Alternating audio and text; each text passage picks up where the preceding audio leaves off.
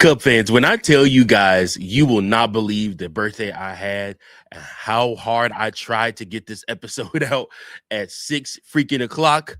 Let me tell you something. We got to talk about it. The Chicago Cubs just definitely got better, and they gave the Dodgers an ass whooping on night one of their 3-game series. All this and more right after this.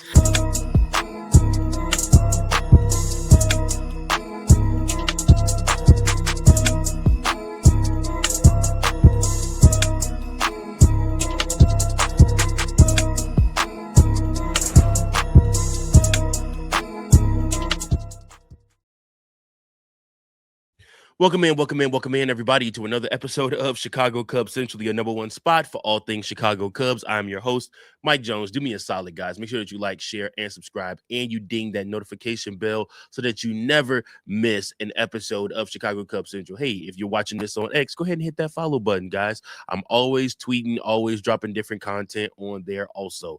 And, of course, if you're watching on Spotify and or X, thank you so much for all that you guys have done for me. Honestly, guys, you guys watching this show means the world to me. It is why I do this show.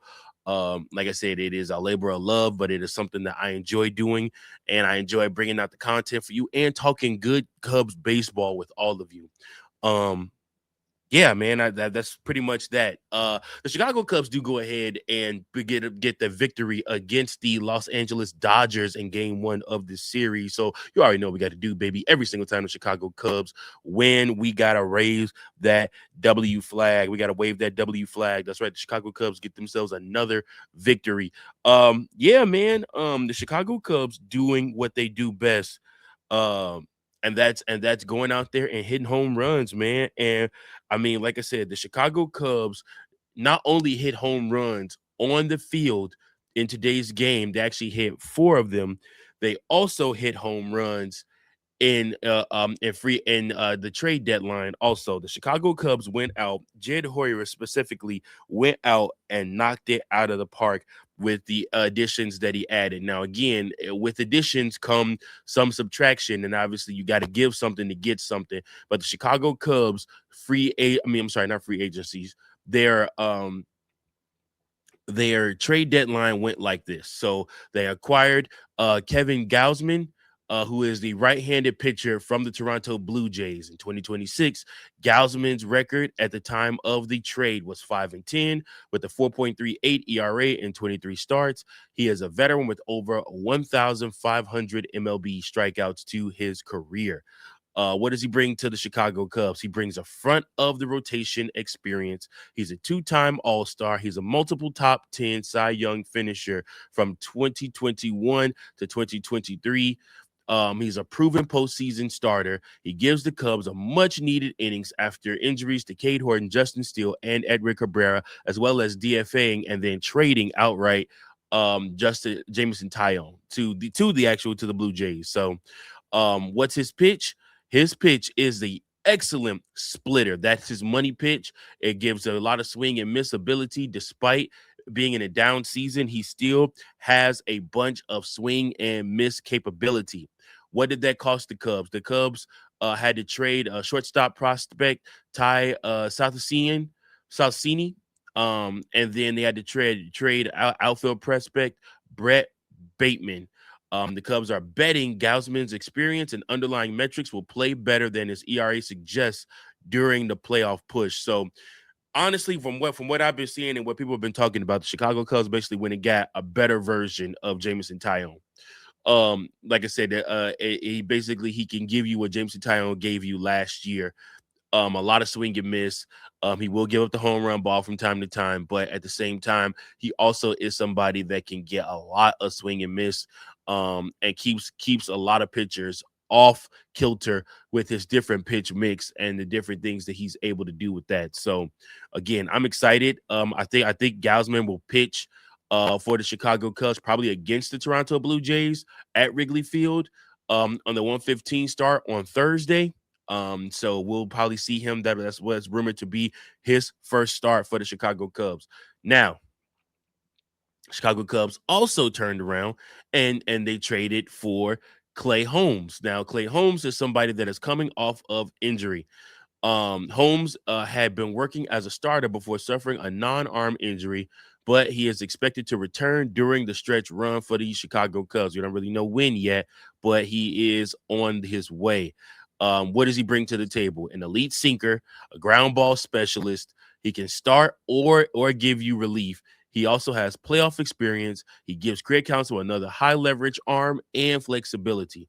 So Holmes has previously been one of baseball's best relievers, making him a valuable weapon if healthy. He is somebody that absolutely can come and immediately contribute to the Chicago Cubs team, whether that be through the bullpen or whether that be through starting. I'm very curious what Craig Counsell is going to do with them. He's going to have some decisions to make once Holmes is ready to come back. Is he going to allow him to be a starter, or is he going to ask him to be in relief and keep Colin Ray as a starter? We'll have to see what happens with that.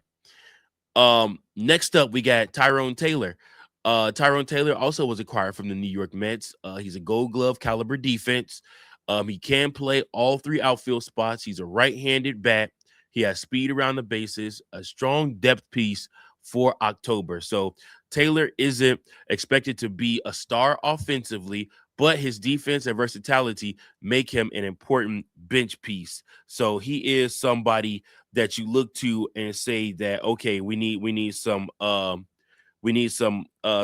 depth around out there in the outfield. Of course, you got Michael Conforto, but then at the same time, you also have to have somebody else out there that can help and give, honestly, more than anything, Ian Happ a break, a breather. And I'm full on expecting Taylor to be that type of person for the Chicago Cubs. He's going to be somebody that you can depend on out there, especially going up against lefties. He has hit incredibly well against lefty pitching this season. Righties, not so much, but lefty pitching this season.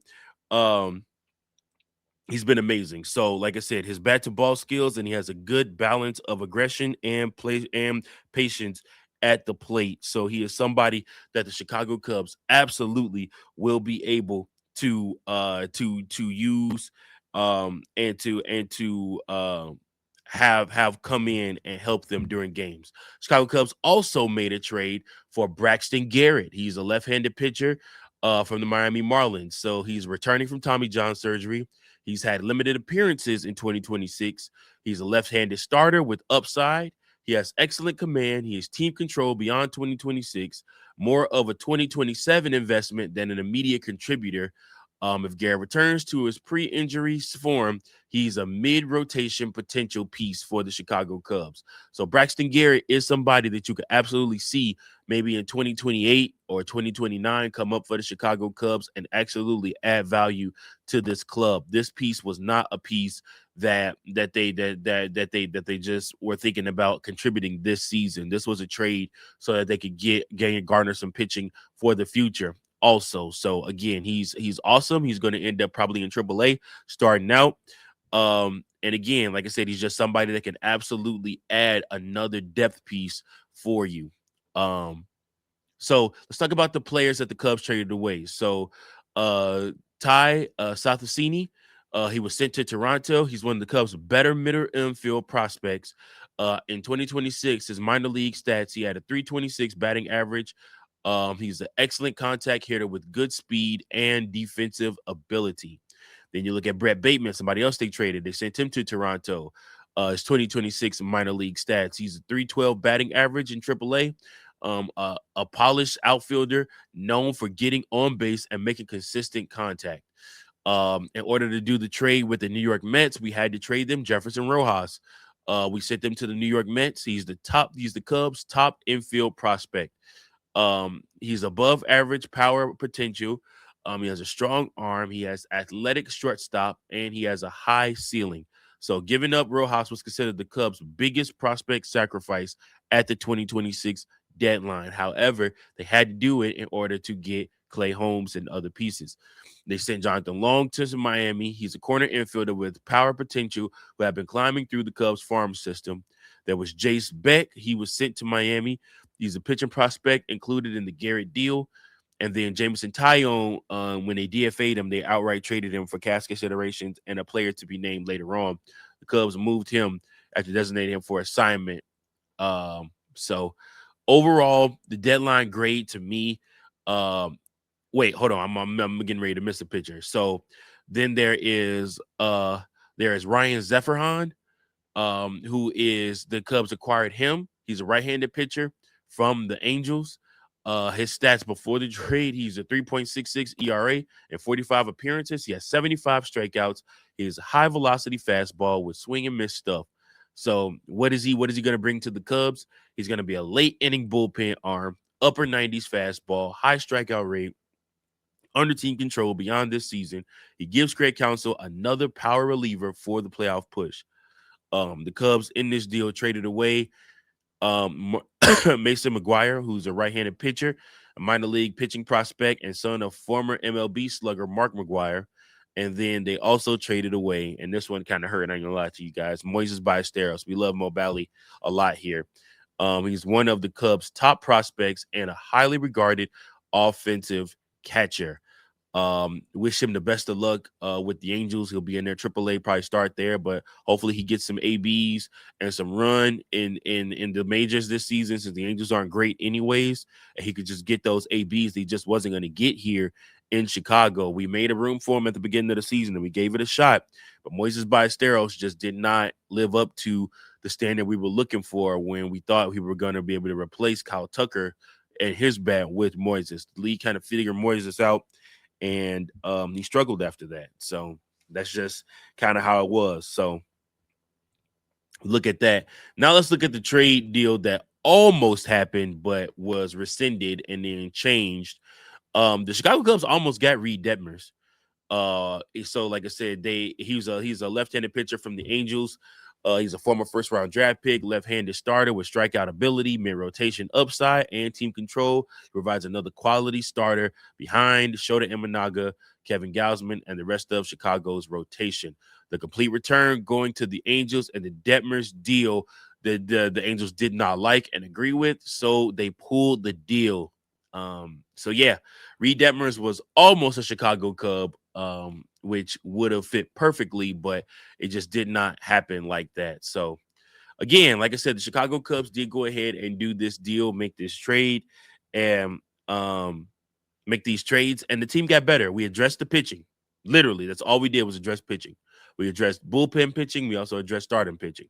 Chicago Cubs did a lot, and then they got another offensive outfielder also in the deal, and I like that. Like I said, so he'll probably play left a lot, and of course, like I said, he will be up and taking Ian Happ's ABs against left-handed batters. I mean, left-handed pitchers also. So very excited to see what happens with that, man. But the Chicago Cubs altogether, did Jed Hoyer make the grade? Jed Hoyer did about as good as I thought he was going to do. I would give this a solid B plus if I'm going to rate his trade deadline. Solid B plus. I think that he did some really, really good deals. Obviously, you hate to see people like Moises Ballesteros and Jefferson Rojas go, especially for rentals. But I mean, that's kind of what it is in the league. You got to be able to draft and scout talent to be able to keep filling up your farm system, even if you have to trade that farm system off. But Jed Hoyer has went on a record, or talking before the Cubs Dodgers game today, where he said that he believes in this roster. He believes in the Chicago Cubs team. This team is special, and he believes in it. He sees what this team can be, and that's why they went all in and did the deals that they did. So listen, the Chicago Cubs have a month and a half, virtually pretty much a month and 3 weeks, to show us all why they went all in. And this team really has to gel with its brand new pitching and do as much as they can to try to be as successful as they can and win as many games as they can to get into the postseason. It will not be an easy task, but the Chicago Cubs are up for that task, and I believe they're going to do it. So we'll see what happens from there. But let me know from you guys. What would you grade What would you grade Jed Hoyer's trade deadline? How would you grade it? Would you give him an A? Would you give him a B? Would you give him a C? Would you give him a D? Let me know what you guys would give him as far as the trade deadline goes. And listen, make sure that you like, share, and subscribe so that you never miss an episode of Chicago Cubs Central. Remember, this is your number one spot for all things Chicago Cubs. Thank you guys so much. And until next time, go Cubs, go. Thank you for watching another episode of Chicago Cubs Central, the #1 spot for all Chicago Cubs content. Remember to like, share, subscribe for more Cubs content.